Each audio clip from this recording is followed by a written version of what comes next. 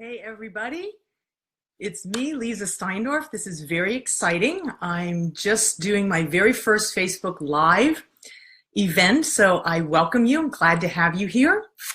And this is going to be on Woman Undaunted. And I'd like to first introduce myself. Hold on one second. You can't hear me? I can't hear you. I don't see you popping up on Facebook Live. Okay, it says that I'm live. Hold on. Robert Finnegan, we've got Carol Ann here. Says that I'm live now. Awesome. So I'm not sure what to say. I've got some people here. Look, June's there. Nice. Adam, great. Nice to have you. So I'd like to share with you tonight about Woman Undaunted. And so my name's Lisa Steindorf, as I said, and the question would be is why am I here? Why am I doing this? And these are the reasons. First of all, because I was totally daunted. I spent most of my life scared to death of people and of life and of myself. And all I can tell you is if anybody can become undaunted, and I did it, you can do it. It's totally possible to transform.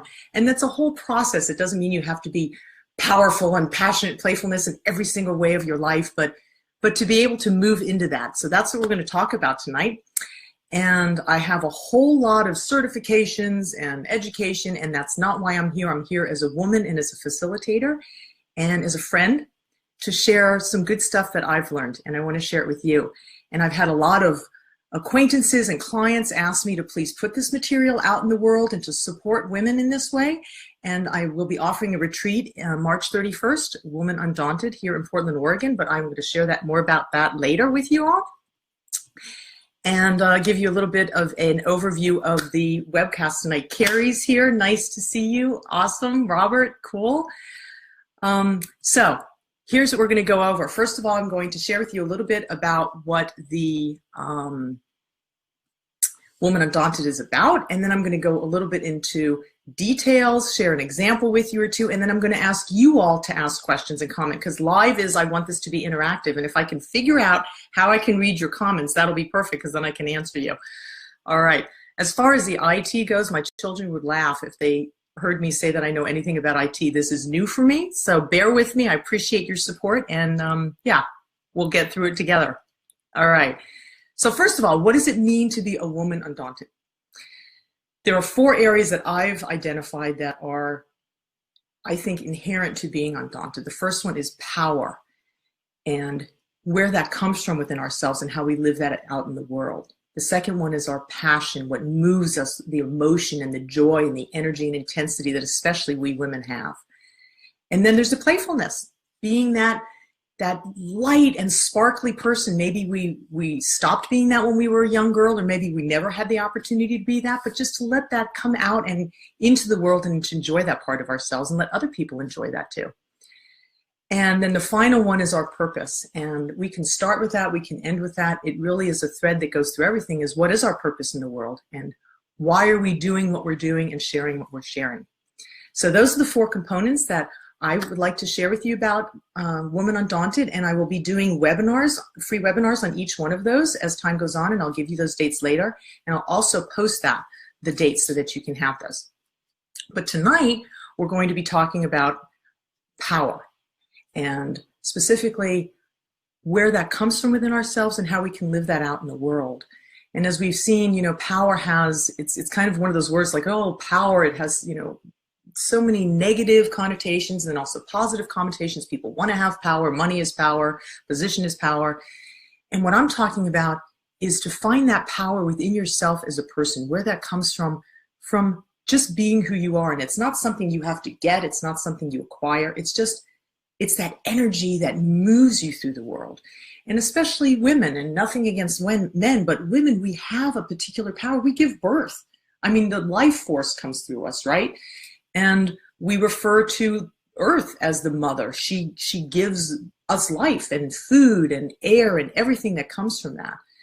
And we women can multitask and, you know, do many different things. And most women that have children also work outside of the house, but even inside of the home, if you're taking care of that, or if you're only in a profession out in the world.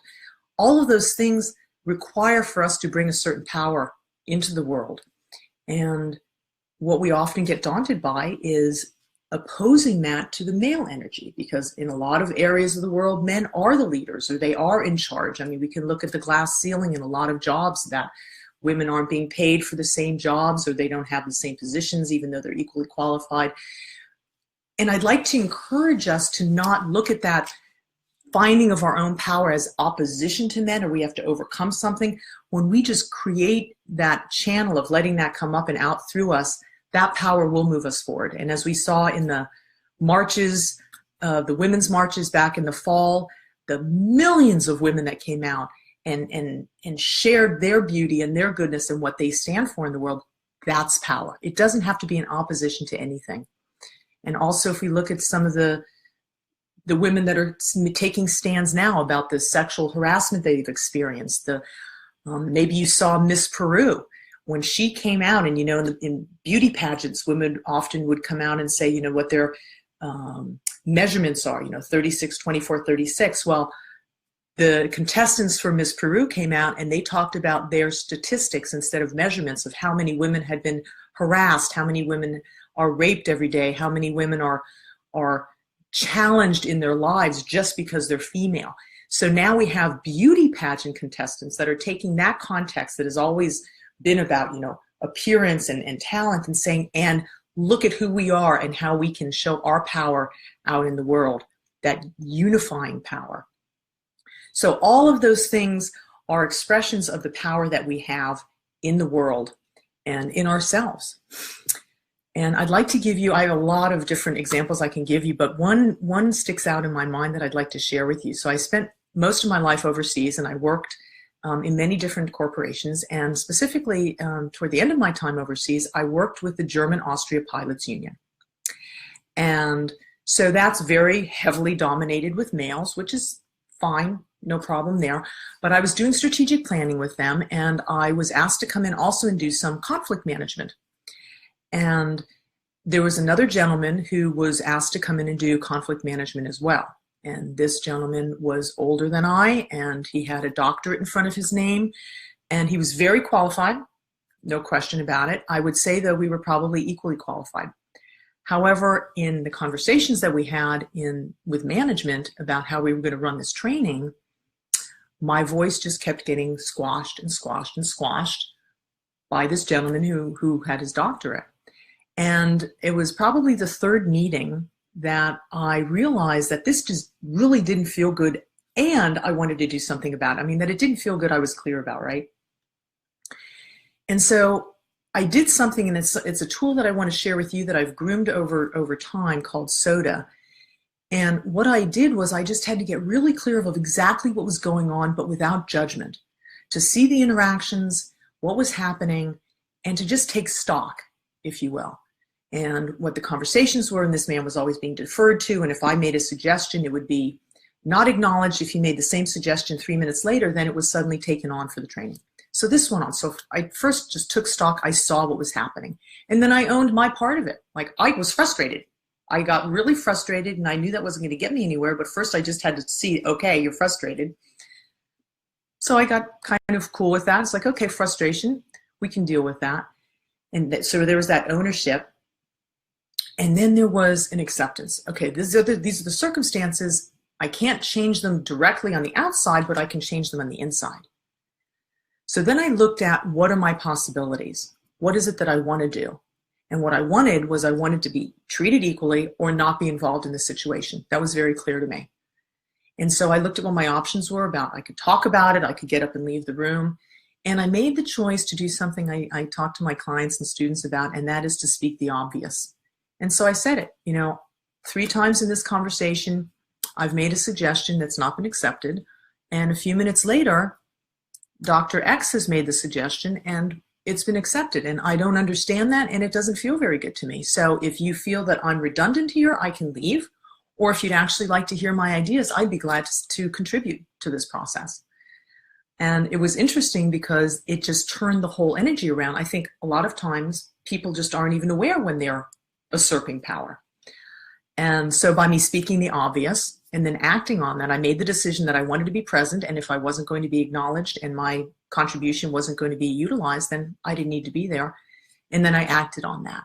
So that's the tool that I would like to offer to you in a situation if you ever feel like you don't have your power. And this doesn't, even if you're a man or woman, it really doesn't matter. If you feel like you're in a situation that you don't have your power, to go through those steps. So again, I'll go over it. And this, by the way, is a formula soda, I call it. You can also see it in my book, Connected Parent, Empowered Child. I don't think I have it on my website, but these steps, and I can post those as well. So the first one is to see it, take stock of the situation. The second one is to own it. So look at your part, what's going on for you, not judge it, just to be with it. The third one is to act, to accept and to act on what you see going on, to make a decision, and then to move. So SOADA, see, own, accept, decide, and act. Now, is that a panacea for everything? No, stuff comes up. But the more that you do that, the more that you give yourself the opportunity to get clear, the easier it will become. And then when you step into that power, the cool thing was in this situation, right? That because I did that, and I didn't come from a confrontational place, it was just like I stated what was and what I wanted and what the options were for me. And this gentleman, I don't think he was even aware of it, or the other men in the room, and that shifted everything. And it turned out I ended up actually, we worked together. And this gentleman, when he was doing his part of the training, he actually called on me because I had a skill set that he didn't, and vice versa. So it turned into a collaboration. And that's what can happen. It doesn't always turn out that way, but in this particular situation, it did turn out that way. So that's what I wanted to share with you, because a friend of mine said, well, how in the world do you do it? And I thought, well, okay, well, this is a really cool tool that I use, and I want to share that with you. And this is just a little bit of what we're going to be talking about during the retreat in March under the area of power. And we're going to be spending a whole evening on that, and then have a fireside chat and go a little bit deeper into our stories around power and how we want to create ourselves, where we came from and where we want to go to. All right, so let me see if I can see your comments. Any questions? Let me see. Yes. Oh, great. Arlene is here. Speak the obvious, so that's really useful. Awesome. Let me see. What else? No worries, you dropped in. Oh, cool, that's so good. All right. So one of the questions is, so what if you're sharing your power, but other people don't appreciate that? Now, for those of you that do know me, I can often just walk into a room and people have issues with me. I'm tall, I'm strong-willed, I have a strong voice. Basically, you need to be comfortable with being uncomfortable. People will have issues with you, and especially if you've been a person that's kind of kept yourself back or kept yourself small, if you start stepping into your power, that's a change of the dance that you're doing. And a lot of people don't like that dance being changed, and they will get frustrated. So again, just coming back to the place of seeing what's going on and sitting with that, just accepting that, owning your part. You don't have to engage in frustration, but just owning your part in it, and then deciding what you want to do with it. You can speak the obvious and say, you know, I see you don't feel comfortable, and I'm not trying to push anything onto you, and I'm not trying to be bigger than you or better than you, but this is what's present for me, and I invite you to do the same. So the thing about when you start making your changes and becoming more of who you are, the people around you are going to have to adjust to that. And that's something you want to come to terms with, because staying small or staying in your comfort zone is going to keep you right where you're at. So that's a choice. There's nothing wrong with it, but it's definitely a choice.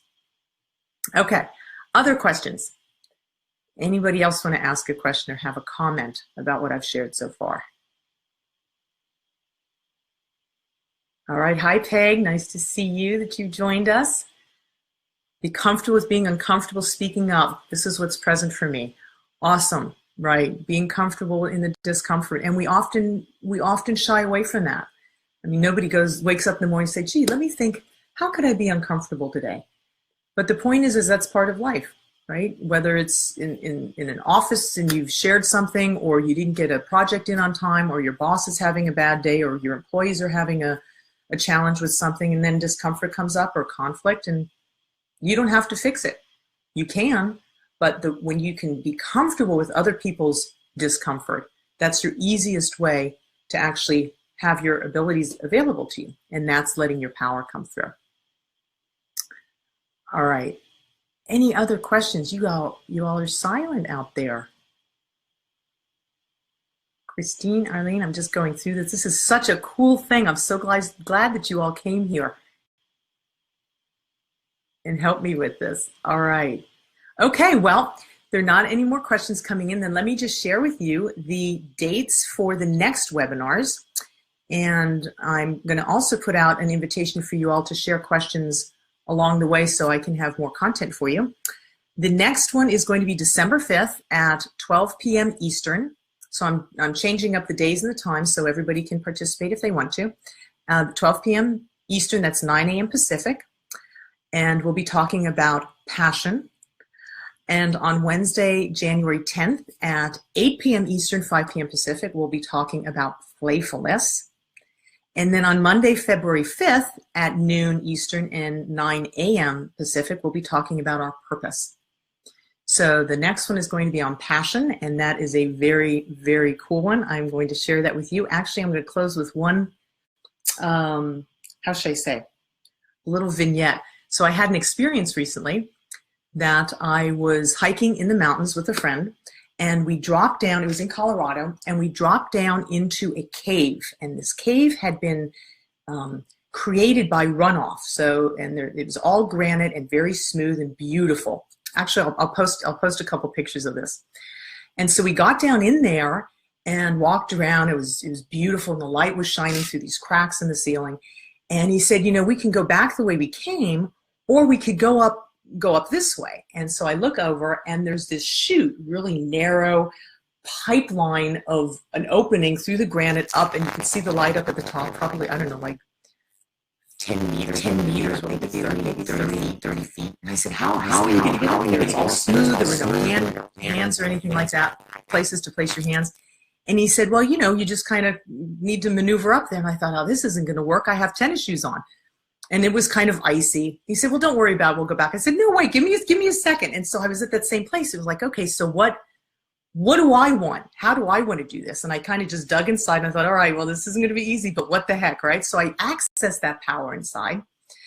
And I said, you know what? The only way I'm going to be able to do this is if I take off my shoes. And he said, you can't do that. And I said, why not? I said, because it's cold. I said, I don't care. I can't do it with my shoes on. So I take off my shoes, and I tie them in a knot, and I put them on my belt, on the back of my belt.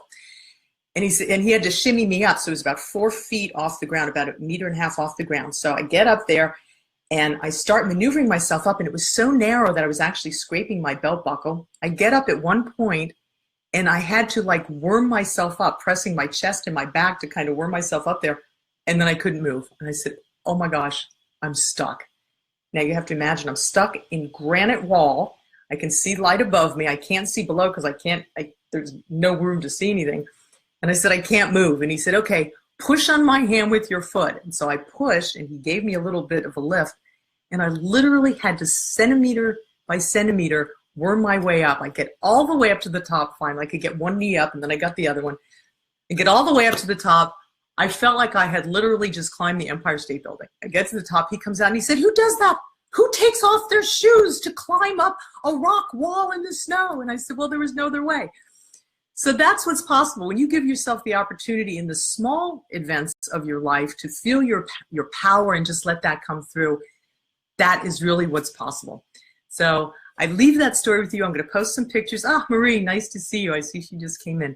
So I'll post those pictures for you. I'll also post the SOTA steps as well as the next webinars. And then I would look forward to seeing you. I'll put also the Eventbrite for the retreat, Women Undaunted, that's coming up March 31st. And yeah, it was wonderful to have you. Thank you for participating, and I hope to see you soon. Have a wonderful evening, everybody. Bye.